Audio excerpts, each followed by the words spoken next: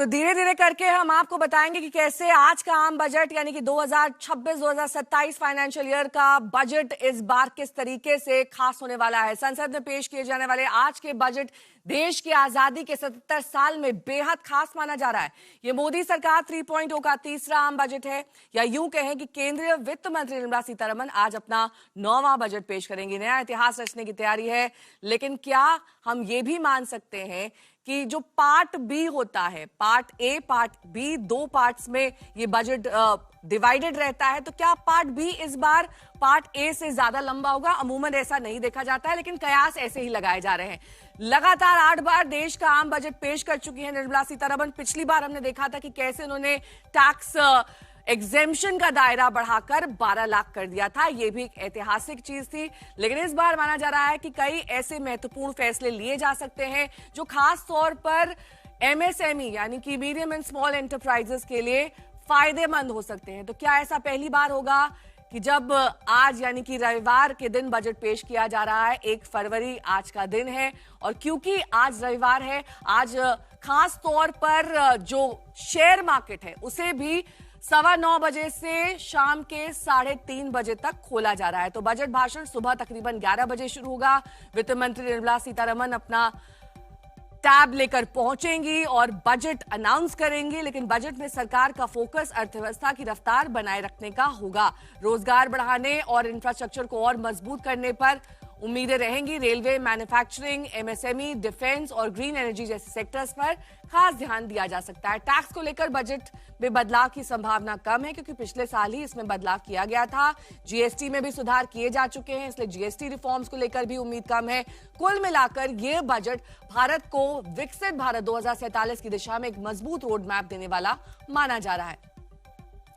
तो अलग अलग यहां पर आंकड़े हम आपको दिखा रहे हैं। विदेश में एनआरआई से भारत भेजे गए लगभग 135.4 अरब डॉलर। ऐश्वर्या पालीवाल मेरी सहयोगी जुड़ गई हैं तमाम जानकारी के साथ। चेतन भूटानी मेरे सहयोगी जुड़ गए हैं, लेकिन सबसे पहले ऐश्वर्या, आपका रुख करते हुए डॉट 11 बजे, ठीक 11 बजे वित्त मंत्री अपना भाषण शुरू कर देंगी। आज किस तरीके से वहां पर एक अलग तरीके का माहौल आप देख रहे हैं, क्योंकि हर साल आपकी मौजूदगी वहां पर रहती है। इस बार क्या बजट भाषण थोड़ा छोटा रहने वाला है पिछली बार की तुलना में? क्या कयास लगाए जा रहे हैं?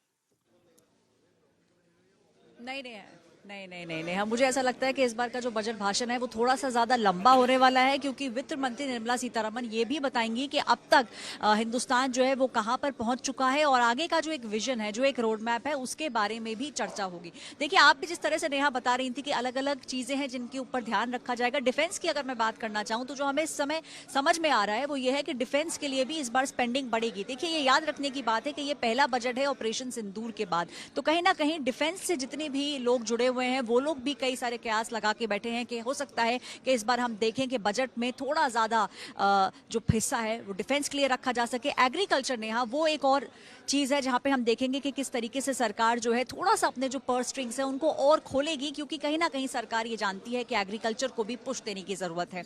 हमने देखा किस तरीके से बीते दिनों के अंदर जो एफटीए साइन हुआ है, जो ट्रेड एग्रीमेंट साइन हुआ है यूरोपियन यूनियन और हिंदुस्तान के बीच, उसको भी कहीं ना कहीं पुश मिले, और क्योंकि वो पूरा होगा अगले आने वाले महीनों के अंदर वो पूरा होगा, तो कहीं ना कहीं उसको भी जो पुश मिलेगा। तो ओवरऑल एक पिक्चर जो है वो वित्त मंत्री निर्मला सीतारमण बताएंगे। लेकिन हाँ, टैक्सेस की बात करें जिसकी उम्मीद आपको है, मुझे है, तो मुझे लगता है कि इस बार टैक्स रिबेट्स या टैक्स का रिलीफ जो है उसकी उम्मीद हमें नहीं करनी चाहिए। ठीक है, सुबह 10 बजे केंद्रीय कैबिनेट की बैठक भी होगी, और उसके बाद वित्त मंत्री निर्मला सीतारमण 11 बजे बजट पेश करेंगी। मेरे सहयोगी जुड़ गए हैं तमाम जानकारी के साथ।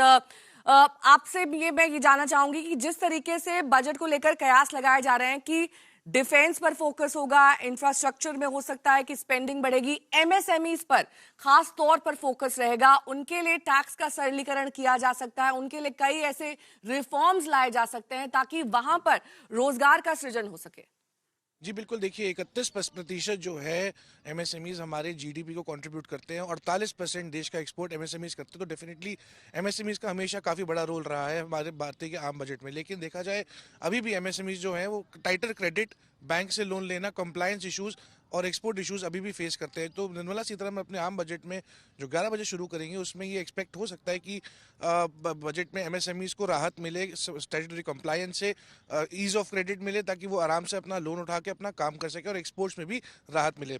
दूसरी चीज़, ग्लोबल टेंशन और ट्रेड रुपी और वीकनेस के चलते भी एमएसएमईज को काफ़ी प्रॉब्लम्स फेस करनी पड़ी थी, लेकिन अब ये एक्सपेक्ट कर रहे हैं हम भी कि आज एमएसएमईज को इसमें काफ़ी राहत मिल सकती है। क्योंकि देखिए 48% देश का एक्सपोर्ट एमएसएमईज कर रही हैं, 31% देश की जीडीपी में कंट्रीब्यूशन है, तो डेफिनेटली काफ़ी स्मॉल बिजनेस एंटरप्राइजेस अफेक्टेड हैं, लेकिन ग्लोबल ट्रेड टेंशन की वजह से एमएसएमईज को राहत मिला। और एक और नया बात, जॉब्स, इंफ्रास्ट्रक्चर और ग्रीन हाइड्रोजन और ग्रीन इकोनॉमी डिजिटल पुश पे काफ़ी फोकस हो सकता है। भारत सरकार ने पिछले 1 साल से लेकर 5 साल के बीच में यूपीआई पेमेंट जिस हिसाब से बढ़ी हैं, उसमें भी काफ़ी तेज देश आगे बढ़ा है। उसमें देखा जाएगा कि किस तरीके से डिजिटल इकोनॉमी को भी भारत सरकार आज अपने बजट में कैसे पेश करती है उसके पुश के लिए। दूसरी बात, जॉब्स और इंफ्रास्ट्रक्चर में भारत सरकार ने लगभग पिछले 1 साल में देखा जाए तो 11 लाख करोड़ रुपए का आवंटन किया था। इस बार वो बढ़ के लगभग 12 से 13 लाख करोड़ हो सकता है। रोड्स, हाईवे, पोर्ट्स, शिपिंग में काफ़ी बड़ा आवंटन एक्सपेक्टेड है, स्पेशली रेलवेज में, क्योंकि जहाँ तक हम बुलेट ट्रेन और वंदे भारत ट्रेन को एक्सपेंशन की बात कर रहे हैं, इलेक्ट्रिफिकेशन की बात कर रहे हैं,